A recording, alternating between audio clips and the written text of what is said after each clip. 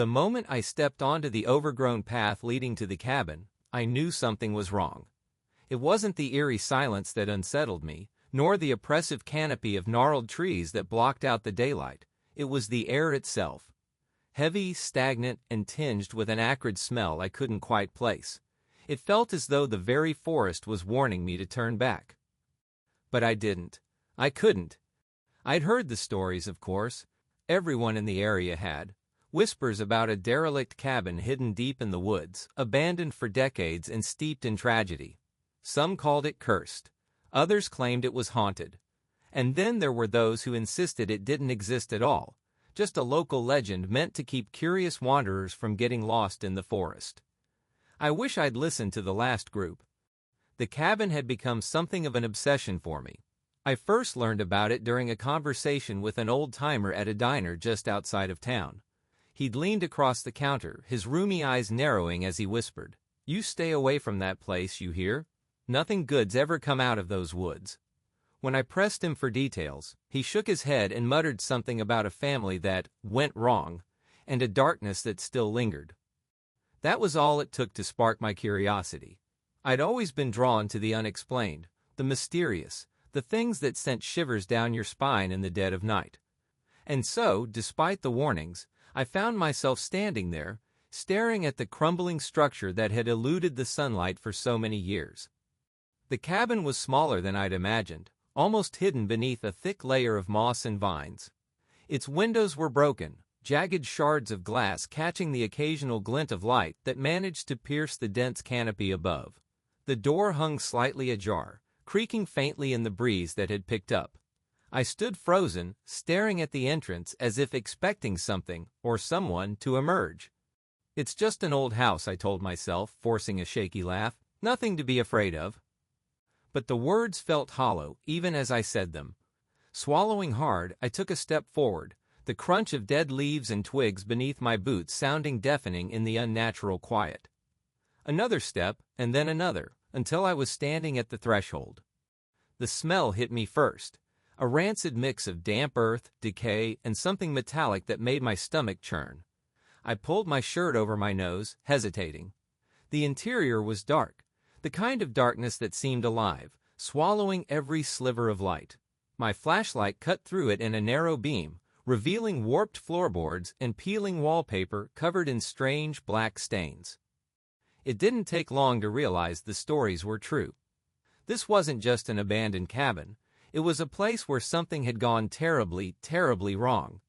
As I explored, the oppressive feeling grew stronger, pressing down on me like a weight I couldn't shake. Shadows seemed to shift just beyond the reach of my flashlight, and the air felt colder with every step I took. I found the first sign of its former inhabitants in what must have once been the living room. A tattered armchair sat in the corner, its upholstery shredded and stained. Nearby, a small wooden table lay overturned, its surface carved with deep, jagged marks. But it was the fireplace that caught my attention. Above the mantel hung a cracked picture frame, the glass splintered but the image beneath still visible. It was a photograph of a family, a man, a woman, and two small children. They were smiling, but there was something off about the photo, something I couldn't quite put my finger on. The longer I stared at it, the more uneasy I felt. It wasn't just the unnatural way their eyes seemed to follow me. There was something lurking in the background of the photo, a shadowy figure barely visible but undeniably there.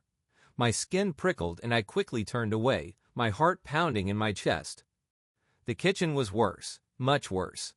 The floor was littered with broken dishes and rusted utensils, and the walls were covered in more of those strange black stains.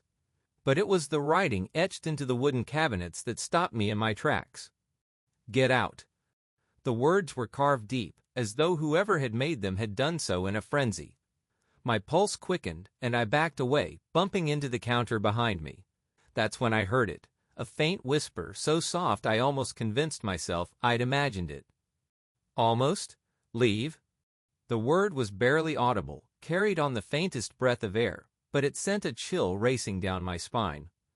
I whipped around, shining my flashlight in every direction, but the room was empty. My heart was racing now, a drumbeat in my ears as I tried to convince myself it was just the wind, or maybe a trick of my imagination. But deep down, I knew better. The whispers grew louder as I moved through the cabin, an unintelligible murmur that seemed to come from everywhere and nowhere all at once. The oppressive feeling was nearly unbearable now, a suffocating weight that made it hard to breathe. My flashlight flickered, and for a terrifying moment, the beam of light sputtered out completely, plunging me into darkness. I froze, holding my breath as I strained to hear over the pounding of my own heart. The whispers had stopped, replaced by a deafening silence that was somehow worse. And then I heard it, the slow, deliberate creak of footsteps coming from upstairs. My rational mind screamed at me to leave, to run as far and as fast as I could. But some morbid curiosity, some irrational need to know, kept me rooted to the spot. I pointed my flashlight toward the staircase, its beam shaky and weak. The steps were old and rotting, and I had no idea how they were holding up under the weight of whatever was up there. "Hello?" I called out, my voice trembling. There was no response, but the footsteps stopped, replaced by the faint sound of breathing. It was low and raspy, like the sound of someone or something struggling to draw air. My stomach churned, and I took a step back, nearly tripping over the debris on the floor. And then the breathing stopped. I don't remember leaving the cabin. One moment, I was standing at the base of the staircase, paralyzed with fear. The next, I was outside, gasping for air as the sunlight broke through the clouds above. My hands were trembling, and my flashlight was gone, though I couldn't remember dropping it. As I stumbled back down the overgrown path, I couldn't shake the feeling that I was being watched. Every rustle of leaves, every snap of a twig sent a fresh wave of terror through me. It wasn't until I reached my car and locked the doors behind me that I finally felt safe. But the feeling didn't last. When I got home that night, I found something waiting for me. It was a photograph, placed neatly on my kitchen table. My blood ran cold as I picked it up, my hands trembling. It was the same photo I'd seen in the cabin, the one of the family. But now the shadowy figure in the background was gone. And in its place, there was a new figure. Me. I didn't sleep that night. How could I? The photograph sat on my kitchen table, mocking me, its edges curling slightly as if affected by some unseen heat. My own face stared back at me from that cursed image, my expression frozen in a mixture of fear and disbelief. How had it gotten there? More importantly, what did it mean? The cabin wouldn't let me go. Even as I sat in my brightly lit living room, clutching a cup of coffee that had long since gone cold, I could feel its pull. It was as though a part of me had been left behind in that rotting, malevolent place, and it wouldn't rest until I came back. I told myself I wouldn't return. Not after what I'd seen, what I'd felt, but deep down I knew better. The cabin wasn't done with me yet. The next day, I tried to go about my routine as if nothing had happened. I went to work, answered emails, and made small talk with coworkers. But it was no use. My mind kept drifting back to the cabin, to the whispers, to the photograph. I couldn't concentrate, and by lunchtime, I'd given up entirely. I decided to go back to the diner where I'd first heard about the cabin. Maybe the old-timer who had warned me about it could provide some answers, or at least some context for what I'd experienced. But when I arrived, the place was empty except for the waitress behind the counter. "Where's Gus?" I asked, sliding onto a stool. The waitress frowned. "Gus? He hasn't been around for weeks. He's been sick, poor guy." A chill ran down my spine. I was certain I'd spoken to him just days ago. Or had it been longer? Time felt slippery, as though the cabin had somehow distorted my perception of it. With no other leads, I decided to do some digging on my own. I spent hours at the local library, poring over old newspapers and town records. The cabin wasn't hard to find. Its grim history seemed to have left a stain on the community. According to the archives, it had once belonged to the Carter family, who had moved there in the 1940s. The Carters had been a quiet, reclusive family, but by all accounts they were happy. That is, until the summer of 1953.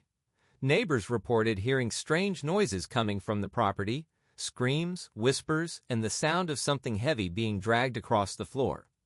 When authorities finally investigated, they found the cabin abandoned. The Carters were never seen again. The official story was that they'd simply left, but the locals believed otherwise. Some claimed the family had fallen victim to a violent crime. Others whispered about a darker force that had driven them mad. Either way, the cabin had remained empty ever since, slowly decaying as the forest reclaimed it. I should have stopped there. Any sane person would have. But the more I learned, the more I felt compelled to return. It was as if the cabin itself was calling to me, its whispers echoing in the back of my mind, no matter how hard I tried to ignore them. By the time I made the decision to go back, the sun was already setting. I packed a flashlight, a camera, and a small tape recorder. If nothing else, I wanted proof of what I'd seen, something tangible to convince myself I wasn't losing my mind. The forest was even more foreboding at night. The twisted trees seemed to close in around me, their bare branches clawing at the sky. The path was harder to follow in the dark, but somehow I knew exactly where to go. It was as if my feet were being guided by an unseen force, pulling me toward the cabin like a moth to a flame. When I reached the clearing, I froze. The cabin looked different this time. The windows, which had been broken and dark before, now glowed with a faint, sickly light. The door was shut tight, but I could hear something moving inside, a faint shuffling sound, like footsteps on old wood. I hesitated at the threshold, my heart hammering in my chest. Every instinct screamed at me to turn back, to leave this cursed place behind and never return. But I couldn't. I had to know.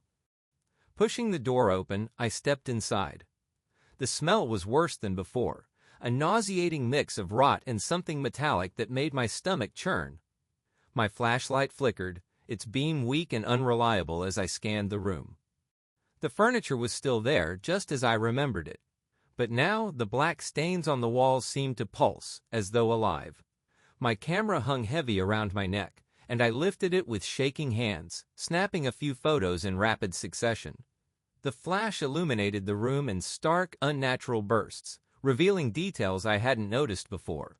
Scratches on the floorboards, symbols carved into the walls, and, most chilling of all, shadows that didn't belong.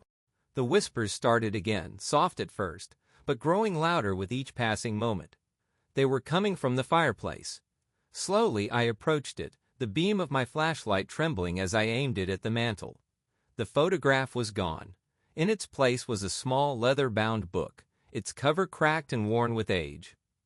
I reached out, my fingers brushing against the rough leather. The whispers grew deafening, a cacophony of voices that seemed to be warning me, pleading with me not to open it. But I ignored them. My curiosity was too great, my need for answers too strong. The moment I opened the book, the air in the room shifted. The whispers stopped, replaced by a low, guttural growl that seemed to come from everywhere at once. My flashlight went out, plunging me into darkness. Panic set in, and I fumbled for the tape recorder in my pocket, pressing the record button as I stumbled backward. "Who's there?" I demanded, my voice trembling. For a moment there was silence, and then from the shadows a voice replied. "Leave now while you still can." The voice in the dark wasn't just in the air, it was in my head. It reverberated, sending a pulse of nausea through my entire body. My legs threatened to buckle beneath me, but I forced myself to stay upright, my back pressed against the rough, damp wall of the cabin. "Who are you?" I managed to croak, my voice barely louder than a whisper. The growl that followed was almost a laugh, low and guttural. "You've come too far. Now you must see." Before I could respond, a blinding light erupted from the fireplace, casting the room in an unnatural glow. The book in my hands began to shake violently, the pages flipping as though caught in a powerful wind. Symbols I didn't recognize glowed faintly on the aged paper, their shapes twisting and rearranging themselves before my eyes. I tried to let go, but my fingers wouldn't obey. It was as if the book had fused to my skin. The cabin began to change. The walls, once covered in grime and rot, shimmered and shifted. For a moment, I was no longer standing in the decayed structure. I was in a pristine living room, brightly lit and filled with the sounds of laughter. A man and a woman sat on a worn couch, their faces radiant as they watched two children play on a patterned rug. I recognized them immediately. They were the Carters, the family from the archives. But the scene wasn't warm or comforting. It felt wrong, like watching a home movie warped by a broken projector. The laughter was too loud, too sharp, and the light seemed to come from nowhere. "Help us," the woman said suddenly, her gaze snapping to me. Her eyes were wide and terrified. The room began to darken, and the children's laughter twisted into screams. The man stood, his face contorted with rage, as a shadow rose behind him, enormous and pulsating. It stretched and engulfed them, and the vision shattered like glass. I was back in the cabin, gasping for air. The book had fallen to the floor, its pages splayed open, and the whispers had returned, louder and more insistent. They seemed to be coming from beneath me. I aimed my flashlight downward and saw, to my horror, that the floorboards were bulging, as if something was trying to force its way through. I stumbled back, nearly tripping over the chair I'd seen on my first visit. My mind raced as the cabin seemed to come alive around me. The walls groaned, and the air grew thick with an oppressive heat. The floorboards splintered, and a hand, pale, withered, and impossibly long, emerged, clawing at the wood. Another followed, and then a head, its features obscured by a veil of shadow. "Leave!" the voice roared, shaking the entire structure. "You were warned." I ran. I didn't look back. The forest was a blur as I sprinted through the trees, my flashlight bouncing wildly in my hand. The whispers followed me, growing fainter with each step but never disappearing entirely. I didn't stop until I reached my car, slamming the door shut and locking it as though the flimsy barrier could protect me. I drove home in a daze, my mind replaying the horrors I'd witnessed. The vision of the Carters, the grotesque hands clawing their way out of the floor, the book that seemed to hold the key to it all. It was too much to process. I wanted to believe it had been a nightmare, some vivid hallucination brought on by stress and lack of sleep. But the scratches on my hands and the dirt on my clothes told a different story. For days I avoided the book. I'd brought it home with me, though I couldn't remember doing so. It sat on my kitchen table, a silent reminder of the cabin's dark pull. The whispers had stopped, but the silence was worse. It was heavy, oppressive, like the calm before a storm. I tried to return to normal life, but the cabin wouldn't let me go. The shadows in my apartment seemed darker, more oppressive. Objects moved when I wasn't looking, subtle but unmistakable. And then there were the dreams.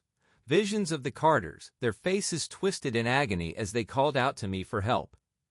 Finally, I couldn't take it anymore. I knew the only way to end this was to confront it. The book held the answers, and I had to face whatever lay within its pages. That night, I lit a single candle and sat at my kitchen table, the book open before me. The symbols on the pages seemed to writhe and pulse, but I forced myself to focus. As I read, the words seemed to etch themselves into my mind, their meaning becoming clear even though they were written in a language I didn't recognize.